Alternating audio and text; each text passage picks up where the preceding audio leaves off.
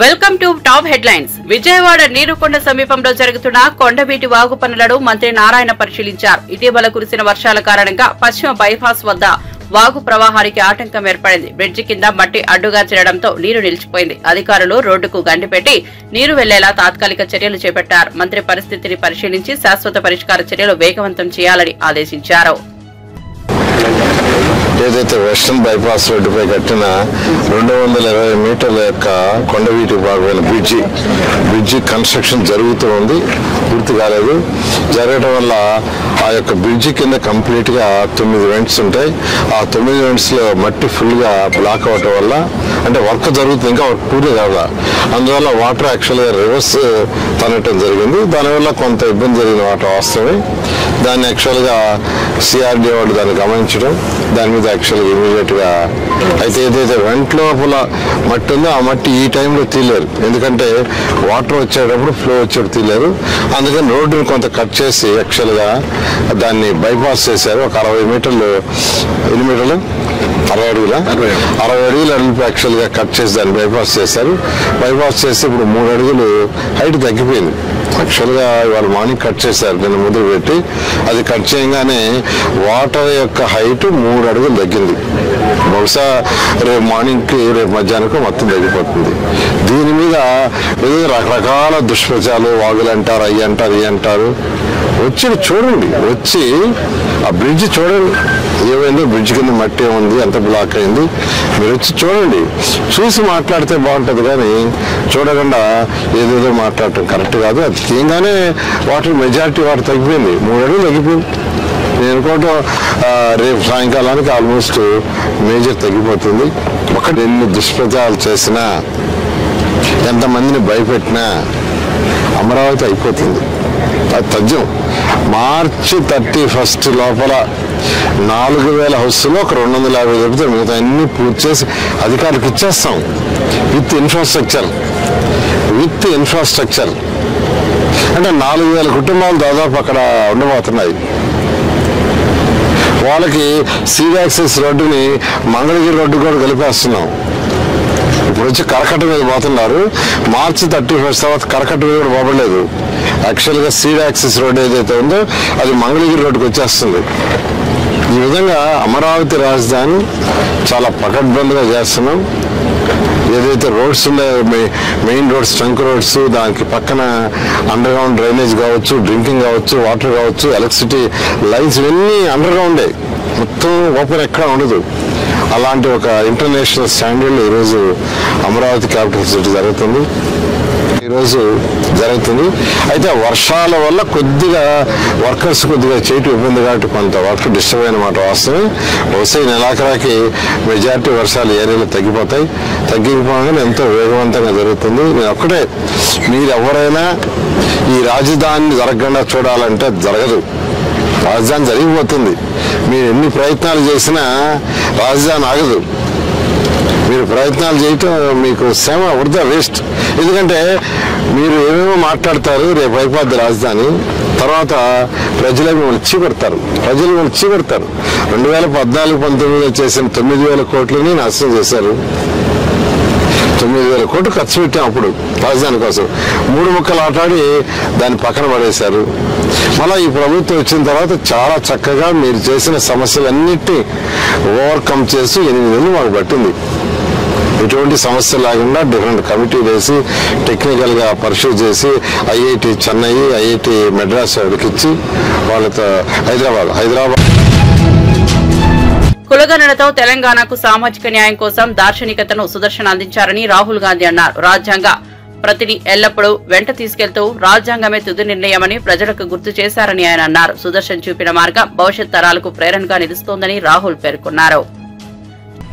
Decades of judicial and legal experience, champion of constitutional values, and as is quite apparent, popular along party lines. Every single party, opposition party, has unanimously supported Reddy. He worked on the Telangana caste census, helped in the Telangana caste census, helped craft a vision of social justice for Telangana. But as I was thinking what to say, I happened to look inside his pocket, sitting next to me. And inside his pocket, there was the Constitution of India. And so I was like, okay, now he is carrying the Constitution of India with him everywhere. Now, when we are making a judgment about political people, there are two things. Number one is, ideologically, is he on the correct path? And number two is he a astute person? Is he a sharp person? So must have looked for 1 second. And after about 5 minutes, he said to me, you know, Rahul, I have been carrying the Constitution in my pocket for 52 years. And then I said, but why are you carrying this for 52 years? We have only started carrying it once the BJP has started attacking us, attacking the Constitution. It has become very important to us. We carry it with us, we defend it, it defends us. Why do you carry it? And he said, because you know, in any conversation that you have, legal conversation, the Constitution has the final answer. And so, he's an astute person, sharp person, observant person, and he's ideologically aligned person.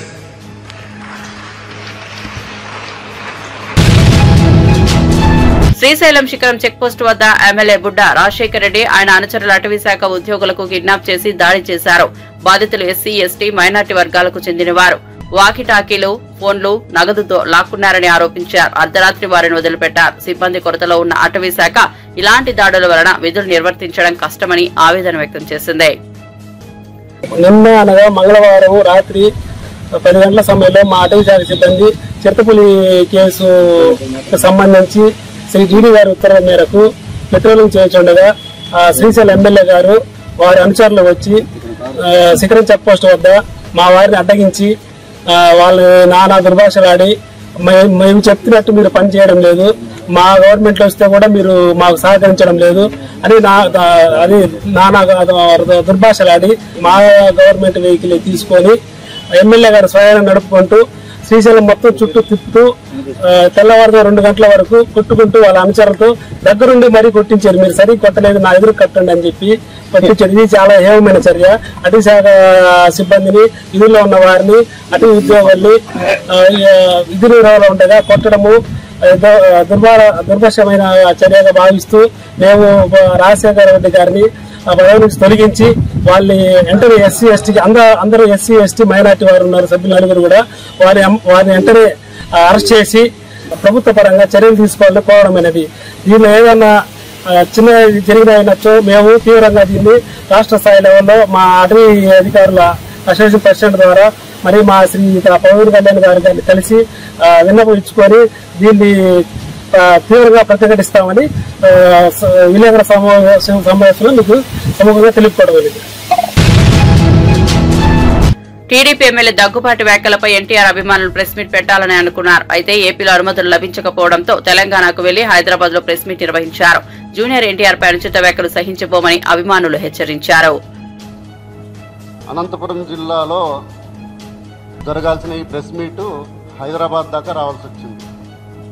కారణం ఏమంటే first అనంతపురంలో press meet పెడదాం అనుకున్నాము. పోలీసులు విపరీతమైన ఒత్తిడి వల్ల మీకు ప్రెస్ పర్మిషన్ కూడా లేదు, ఇవ్వం మేము, మీరు ఇక్కడ పెట్టడానికి వీలు లేదు అని చెప్పడం వల్ల ఆ అనంతపురంలో పెట్టాల్సిన ప్రెస్ మీట్ని కాస్త విజయవాడలో పెట్టుకుందామని చెప్పేసి అనుకున్నాం. విజయవాడలో కూడా సేమ్ పరిస్థితి. ప్రెస్ క్లబ్ దగ్గర పోలీసులందరినీ పెట్టేసి ఎవరిని పోనీకోకుండా ఉండే పరిస్థితికి వచ్చింది. సరే, దాని తర్వాత మిత్రులం అందరం కలిసి ఏం చేద్దాం, ఎట్లా చేద్దాం అనుకుంటే ఇంకా ఏపీలో మిగతా డిస్టిక్లో ఎక్కడ ట్రై చేసినా కూడా దాదాపు ఇదే పరిస్థితి. దీనికి తోడు మా స్టేట్ కన్వీనర్స్గా ఉన్న అందరినీ వివిధ జిల్లాల్లో వివిధ రకాల సిఐ గారు, డిఎస్పీలు పిలిచి మీరేమీ చేయడానికి వీలు లేదు అని చెప్పేసి కొంతమందిని హౌస్ అరెస్టులు చేయడం జరిగింది. బీఆర్ఎస్ వర్కింగ్ ప్రెసిడెంట్ కేటీఆర్ మాట్లాడుతూ తమ పార్టీ ఏ కూటమిలోనూ లేదని అన్నారు. మద్దతుపై ఎవరూ సంప్రదించలేదన్నారు. రేవంత్ ప్రతిపాదించిన అభ్యర్థిని వ్యతిరేకిస్తామని అన్నారు. తెలంగాణ నుంచి బీసీ అభ్యర్థి ఎందుకు పెట్టలేదో చెప్పాలని డిమాండ్ చేశారు. తెలంగాణ ప్రజలే తమ బాస్ అని కేటీఆర్ స్పష్టం చేశారు. మమ్మల్ని అడగలేదు. మేము కూడా ఒక పార్టీగా కేవలం మీడియాలో చూసిందే తప్ప ఉపరాష్ట్రపతి ఎన్నిక జరుగుతుందని మాకు ఇంతవరకు ఎవరు కూడా సంప్రదించింది లేదు, ఎవరు కూడా అడిగింది లేదు. పార్టీగా ఇంకా టైం ఉంది, సెప్టెంబర్ 9 ఎన్నిక కాబట్టి కూర్చొని ఆలోచించుకొని మేము ఎలక్షన్ తేదీ నాటికి మా వైఖరి ప్రకటిస్తాం. కానీ ఒకటి మాత్రం నేను గుర్తు చేస్తా ఉన్నా, మేము ఎన్డీఏ కూటమిలో లేము, ఇండియా కూటమిలో లేము. మాకు ఇద్దరు అభ్యర్థులకి ఎవరికి సపోర్ట్ చేయాలనే విషయంలో మాకు ఢిల్లీ నుంచి ఏ ఒత్తిడి లేదు, మాకు ఏ ఒత్తిడికి తల ఒగ్గాల్సిన అవసరం లేదు. మాకు ఢిల్లీలో ఏ బాస్ కూడా లేరు. మేము తెలంగాణ ప్రజల మూడుకు అనుగుణంగా, తెలంగాణ ప్రజల ఆకాంక్షలకు అనుగుణంగా, ఇక్కడ ప్రజల ప్రయోజనాలకు అనుగుణంగా, రాష్ట్ర ప్రజల ప్రయోజనాలకు అనుగుణంగా ఏ నిర్ణయమైనా తీసుకుంటాం తప్ప మేము ప్రస్తుతానికైతే ఏ నిర్ణయం కూడా తీసుకోవాలి.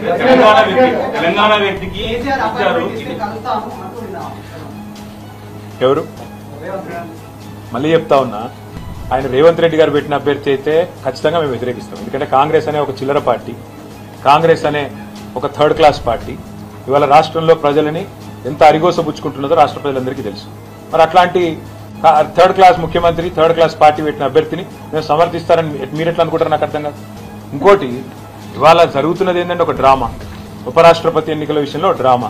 నిన్న మొన్నటిదాకా ఏమన్నారు ఇదే రేవంత్ రెడ్డి గారు, బీసీల విషయంలో మా పార్టీ చాలా చిత్తశుద్ధిగా ఉన్నది, బలహీన వర్గాల విషయంలో మేము ఢిల్లీ దాకా కొట్లాడతాం, అవసరమైతే అంతరిక్షం దాకా పోయి కొట్లాడతాం అన్నాడు. మరి ఒక బీసీ అభ్యర్థిని ఎందుకు పెట్టలే? అంత ప్రేమ ఉంటే తెలంగాణ నుంచి ఒక బీసీ అభ్యర్థి దొరకలేదు, కంచైలయ్య గారిని పెట్టేది ఉండే. తెలంగాణ నుంచి ఒక బీసీ అభ్యర్థిని పెట్టి ఇగో ఇది మా చిత్తశుద్ధి అని చెప్పుకునేది ఉండే. అంటే బీసీల మీద ప్రేమ మాత్రం నోట్లోనే ఉంటుంది, మళ్ళీ ఎన్నికలు నిలబెట్టే టైంకి వచ్చే వరకు మాత్రం బీసీలు కనబడరు మీకు. అట్లాంటి మీ మాటలు మేము నమ్మాలి, మీ మాటలు నమ్మి మళ్ళీ మీ వెనక నిలబడాలి. నేను అడుగుతానమ్మా, మీరేమైనా మెహర్బాన్ చేస్తుంటారా మాకు? మేము సర్వస్వతంత్రమైన పార్టీ, మేము డెఫినెట్ గా ఎన్డీఏలో లేము, ఇండియాలో లేము. మేము మా మోడీ మా బాస్ కాదు, రాహుల్ గాంధీ మా బాస్ కాదు, తెలంగాణ ప్రజలు మా బాసులు. వాళ్ళ ఆలోచనకు అనుగుణంగా, వాళ్ళ అభిప్రాయానికి అనుగుణంగా మా నిర్ణయం ఉంటుంది. ఇక్కడ ఒకటి మాత్రం వాస్తవం, రెండు పార్టీలు దొందేనండి. కాంగ్రెస్ బీజేపీ రెండు కూడా దొందే. తెలంగాణను ఇద్దరు కూడా ముంచినోళ్లే. 11 ఏళ్లు బీజేపీ ఏం చేయలే, 2 సంవత్సరాలకు 20 నెలలుగా కాంగ్రెస్ ఏమీ చేయలే, ఇచ్చిన ఒక్క మాట నిలబెట్టుకోలే.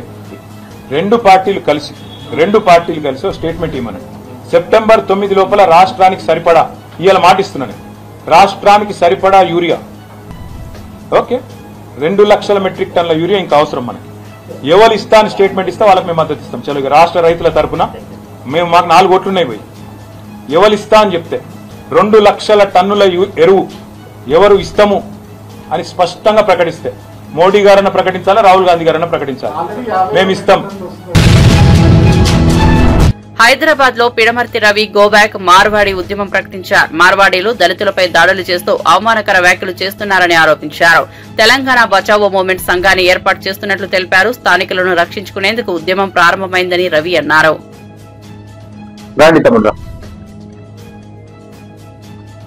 ఇది కేవలం సంఘం, ఒక సంఘం ఉండాలన్నది మా ఉద్దేశం. ఇప్పటివరకు మాట్లాడింది కూడా గత ఉన్నటువంటి సంఘాల తరఫున మాట్లాడినాం. అట్లా కాకుండా ఈ ఉద్యమానికే ఒక సంస్థ ఉండాలన్న ఉద్దేశంతో ఈరోజు ఈ సంఘాన్ని ఈరోజు ప్రకటించడం కోసం వచ్చినాం. మన సంఘం పేరు తెలంగాణ బచావో మూవ్మెంట్. మామూలుగా అందరిని అడిగితే బచావో ఆర్మీ, బచావో టైగర్స్ వచ్చింది కదా, టైగర్స్ ఆర్మీ అంటే అది వేరే రూపు తీసుకుంటుందని శాంతియుత పద్ధతిలో ఈ ఉద్యమాన్ని మనం నడపాలి. ఇప్పుడు ఆయన ఒకతను ఇప్పుడు మా చేస్తున్న వాళ్ళు 2000 తాగి పట్టరు అన్నారు. మళ్ళీ పైకేరి ఏం మాట్లాడుతున్నట్టే మేము సీఎంను కలుస్తాము, మమ్మల్ని రక్షించాలని కొట్టిందే వాళ్ళు. అంటే రేపు మనం ఏదైనా చేస్తే ఎంత పెద్ద ఎత్తున మన మీద మాట్లాడుతారో చూడండి. ఇవాళ ఒక ఇంపార్టెంట్ వ్యక్తి ఇక్కడికి వచ్చిండు, అన్న పేరు కరెక్టే శ్రీహరి. వీళ్ళ టీం అంతా కూడా గద్వాల్లో పెద్ద ఎత్తున బీసీ రిజర్వేషన్ల నుంచి ముస్లింలను తొలగించాలన్న బీజేపీ నేతల వ్యాఖ్యలపై షబీర్ అలీ తీవ్రంగా స్పందించారు. ధైర్యం ఉంటే బీజేపీ పాలిత రాష్ట్రాల్లో కూడా అదే చేయాలని సవాల్ విసిరారు. జాతీయ పార్టీ అయితే జాతీయ నిర్ణయాలు తీసుకోవాలని అన్నారు. బీజేపీ నాయకులు కొందరు ఇప్పుడు చూస్తే బీసీలకు, ముస్లింస్ కు రిజర్వేషన్ తీసేయండి, అప్పుడు మీకు సపోర్ట్ చేస్తాం అంటున్నారు. అనే బాబు, ఈ బీసీ రిజర్వేషన్ ఇవ్వాలా ఇచ్చింది కాదు.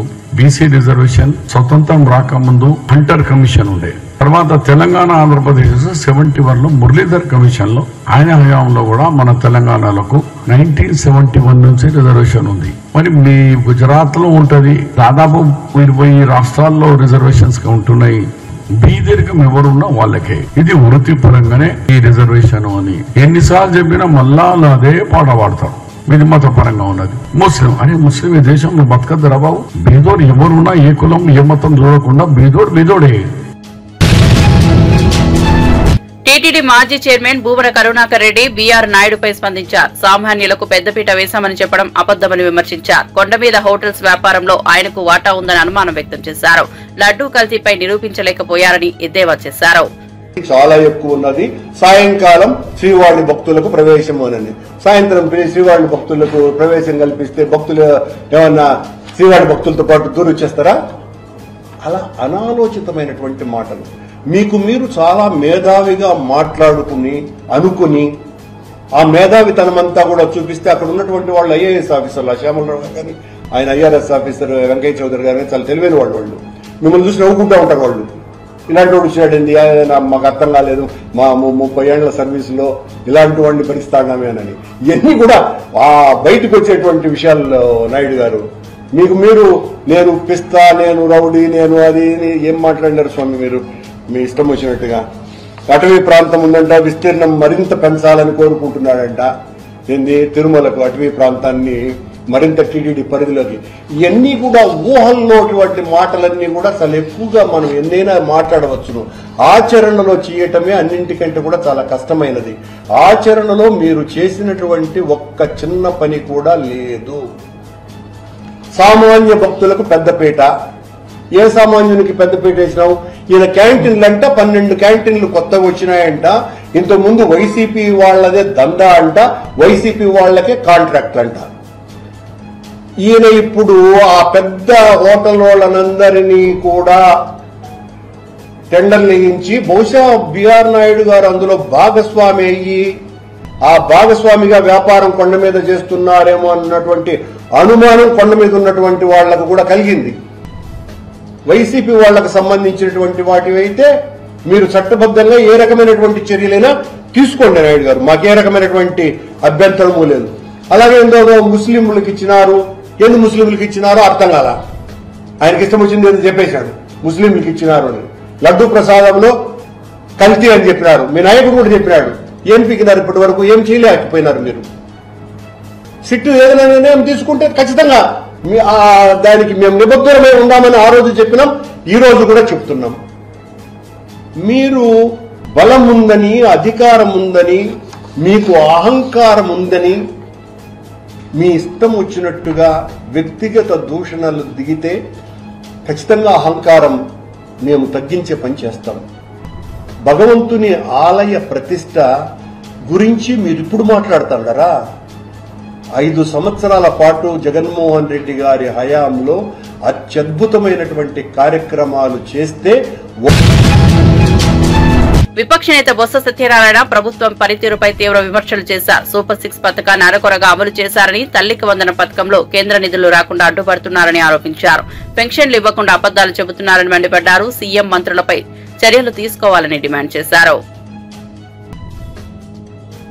మొదలుపెట్టినప్పటికీ కూడా దాంట్లో క్లారిటీ లేదు.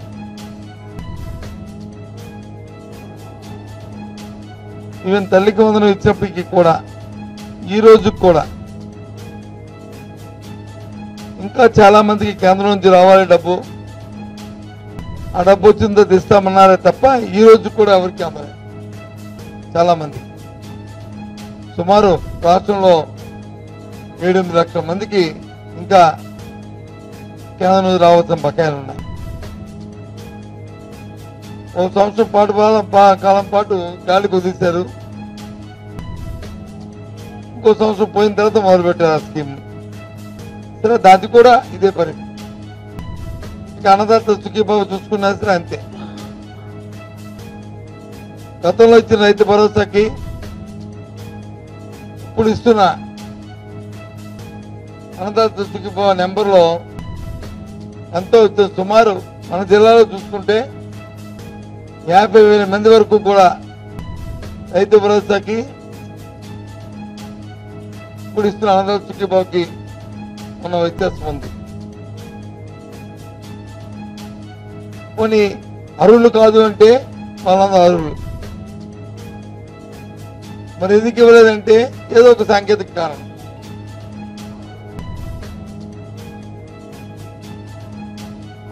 మొన్న హఠాత్తుగా పెట్టిన స్కీమ్ ఏదైతే ఉందో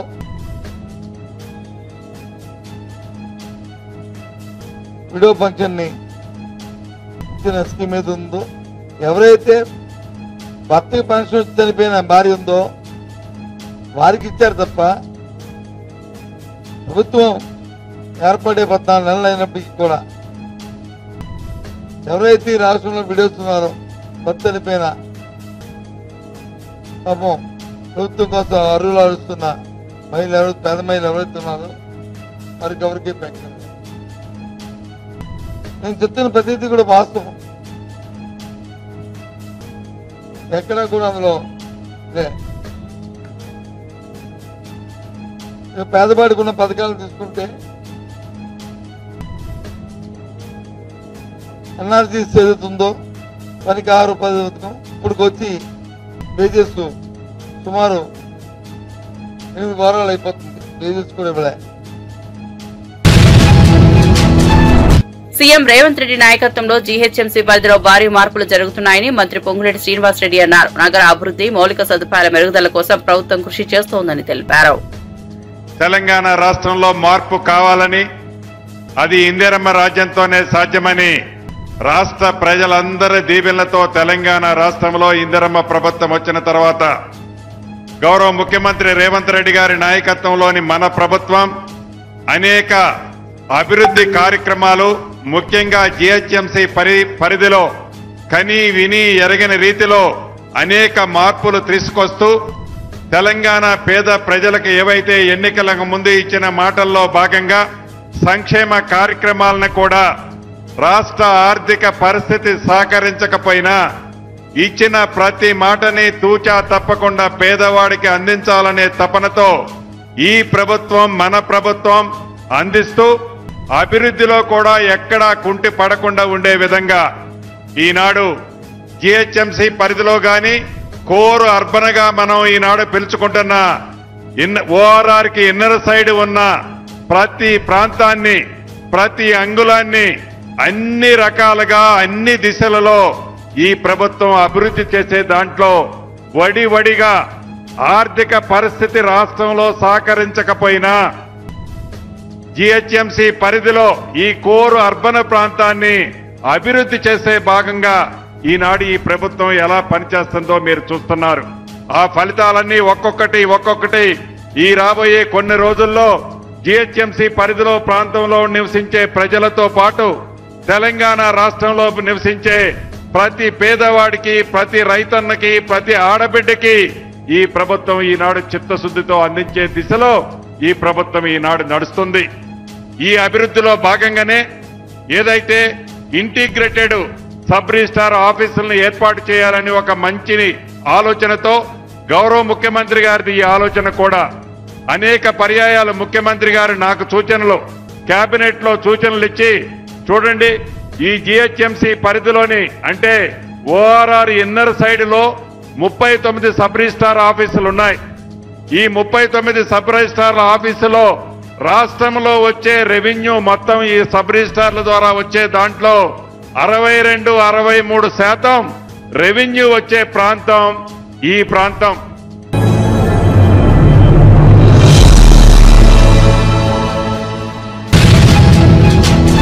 యూరియా అంశంలో కేంద్రం కక్షపూరితంగా వ్యవహరిస్తోందని కోట్ల శ్రీనివాస్ విమర్శించారు. రైతులకు నష్టం కలిగించే విధానాలను బహిర్గతం చేస్తామని హెచ్చరించారు. రైతు సంక్షేమమే ప్రథమ ప్రాధాన్యమని కావాలని చెప్పారు. కేంద్ర ప్రభుత్వం తెలంగాణపై కక్ష కట్టి తెలంగాణకు రావాల్సిన న్యాయమైన డిమాండ్, న్యాయమైన హక్కు యూరియా కనుక చాలా సందర్భాల్లో గౌరవ ముఖ్యమంత్రి గారు ఎన్నో సందర్భాల్లో కేంద్ర ప్రభుత్వాన్ని విన్నవించినప్పటికీ కూడా, లేఖల ద్వారా పంపినప్పుడు కూడా సాక్షాత్తు నిన్న మా యొక్క పార్లమెంట్ సభ్యులందరూ కలిసి ఆ యొక్క మంత్రిత్వ శాఖకు మంత్రికి వినతి పత్రం ఇస్తే మాకు రావాల్సిన యూరియా ఇంతవరకు ఇవ్వలేదు. తెలంగాణ రైతులు ఒకవైపు వ్యవసాయం సాగు చేసుకుంటున్న ఈ తరంలో యూరియా ఇవ్వకపోతే తెలంగాణ రైతులు ఏం కావాలని ఈ సందర్భంగా కేంద్ర ప్రభుత్వాన్ని డిమాండ్ చేస్తా ఉన్నాం.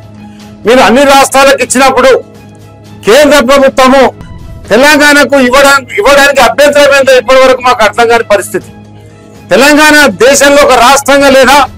మా గౌరవ ముఖ్యమంత్రి గారు ఈ రోజు రైతుల పట్ల, రైతు సంక్షేమం పట్ల, రైతు కూలీల పట్ల ఎంతో శ్రద్ధ తీసుకొని రైతే రాజ్యం చేయాలనే ఉద్దేశంతో గౌరవ ముఖ్యమంత్రి గారు ఆలోచిస్తుంటే కేంద్ర ప్రభుత్వం మాత్రం యూరియా పంపడం లేదు.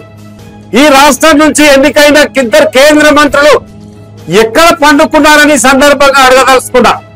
మంత్రి కిషన్ రెడ్డి గారు, మీరు కూడా వ్యవసాయ కుటుంబం నుంచి వచ్చిన వాళ్ళు కదా, మరి మీకు తెలంగాణ రైతుల పట్ల శ్రద్ధ లేదా, మీకు బాధ్యత లేదా? ఈ సందర్భంగా అడగదలుచుకున్నాను. మీరు కేవలం పదవిని ఎంజాయ్ చేయడానికి మాత్రమే కేంద్ర మంత్రులుగా ఉన్నారా, లేకుంటే రాష్ట్రానికి రైతులకు మేలు చేసే మంత్రులుగా మిగిలిపోతారా తేల్చుకోవాల్సిన అవసరం ఉంది. కేంద్ర మంత్రులుగా మీరు ఈసారి రాష్ట్రానికి వస్తే రైతుల ఆగ్రహానికి గురిగాక తప్పదని సందర్భంగా మనం చేస్తాను. మీ చేతుల్లోని పని, అమిత్ షా మీ చేతిలో ఉన్నాడు, ప్రధానమంత్రి మీ చేతిలో ఉన్నాడు, మంత్రి నడ్డా మీ చేతుల్లో ఉన్నాడు. మీరు ఎందుకు తెలంగాణ రైతుల కోసం వినపడటం లేదు? కిషన్ రెడ్డి గారిని నేను డిమాండ్ చేస్తా ఉన్నాను. టీటీడీ పాలకవర్గం శ్రీవారి సేవలో నిస్వార్థంగా పనిచేస్తోందని చైర్మన్ బీఆర్ నాయుడు తెలిపారు. మేము అందించిన సదుపాయాలపై 98% భక్తులు సంతృప్తి వ్యక్తం చేశారని చెప్పారు. భూమన, ఆయన కుటుంబం రోజుకు 5,000 టికెట్లు అమ్ముకున్నారని ఆరోపించారు. పారదర్శక పాలన దెబ్బతీయాలనే ప్రయత్నం జరుగుతోందని ఆవేదన వ్యక్తం చేశారు. తిరుపతి నుంచి కూడా ఎన్నో కార్యక్రమాలు చేయాలని మేము ఒక ప్రణాళికలు చేసుకుంటాం. మేము ఒక 24 మంది బోర్డు మెంబర్లను ఎంత చక్కగా అందరు కూర్చొని మాట్లాడి, ఎవరు టికెట్లు వాళ్ళు పెట్టుకుని, ఎవరు భోజనాలు వాళ్ళు చేసి, రూముల్లో వాళ్ళు ఉండి, మేము దేవుడి కోసం సేవ చేయాలని వచ్చాం కానీ అక్కడ దోచేయాలని, తిరుమలను దోచేయాలని లేదు. తిరుపతి నుంచి తిరుమల కూడా ఉచిత బస్సులు వేయాలని ఎన్నో కార్యక్రమాలు పెట్టుకుంటున్నాం. మేము భక్తుల్ని మంచిగా రావాలా, చూడాలని మేము ఒక టీంని పెట్టాం. 25 మందిని శ్రీవారి సేవకుల్ని ఒక ఫార్మాట్ ఇచ్చి పంపించాం. అమ్మ ఎలా ఉంది, భోజనం ఎలా ఉంది, దర్శనం ఎలా ఉంది, ప్రసాదాలు ఎలా ఉంది, ఫ్రెండ్లీగా ఉన్నారా లేదా ఎంప్లాయీస్, అవన్నీ 98% బాగుందని వచ్చింది. ఇది ఆన్ రికార్డ్ నేను చూపిస్తాను. ఇదే కరుణాకర్ రెడ్డి దొంగ రోజుకి 5,000, 6,000 టికెట్లు ఇచ్చాడు. కింద తిరుపతిలో పెద్ద మాఫియాలాగా దుకాణం పెట్టేశాడు. వాడొక దుకాణం, ఆయన కొడుకు ఒక దుకాణం, ఆయన భార్య ఒక దుకాణం, ఆయన మరదలు ఒక దుకాణం. టికెట్లు అమ్ముకొని పాపం సొమ్ము తినేసి వాళ్ళు ఈ రోజు తిరుమల గురించి మాట్లాడతారు. ఒక్కొక్కరు తవ్వితే ప్రతి ఫైల్లోనూ అవినీతి. ఇందాక చెప్తాడు గోశాలలో గోవులు చచ్చిపోయినాయి. ఎవడు గోశాలను నడిపింది? నీ మేనమామ హరినాథ్ రెడ్డి కదా ఇన్ఛార్జి, ఆయనే కదా గోవులు చంపింది, నువ్వే కదా చంపించింది, నీ మేనమామే కదా ఆయన. స్టాంపేడ్ గురించి మాట్లాడతాడు. స్టాంపేడ్ ఎవరు? అక్కడ కూడా ఇన్ఛార్జ్ హరినాథ్ రెడ్డి, ఒక డిఎస్పీ నీకు చెంచా. వీళ్ళిద్దరు వల్లే కదా, వీళ్ళిద్దరే సస్పెండ్ అయ్యారు కదా. ఈ హరినాథ్ రెడ్డి ఎవరు? నీ మేనమామ కాదా? నువ్వే చేయించావు స్టాంపేడ్, అది మా మీద దోస్తావు. నీ చరిత్ర ఎంత ఉంది ప్రతి ఒక్కరికి తెలుసు. రాష్ట్రంలో రైళ్లు తగలబెడతావు, దొంగ ఓట్లు కర్ణాటక నుంచి, తమిళనాడు నుంచి తీసుకొస్తావు, దొంగ ఓట్లు వేపిస్తావు, దొంగ ఓటర్లు చేపిస్తావు. నీ చరిత్ర నువ్వే పెద్ద గజ దొంగవి. మా గురించి మాట్లాడే అర్హత 1% కూడా లేదు నీకు. తస్మా జాగ్రత్త.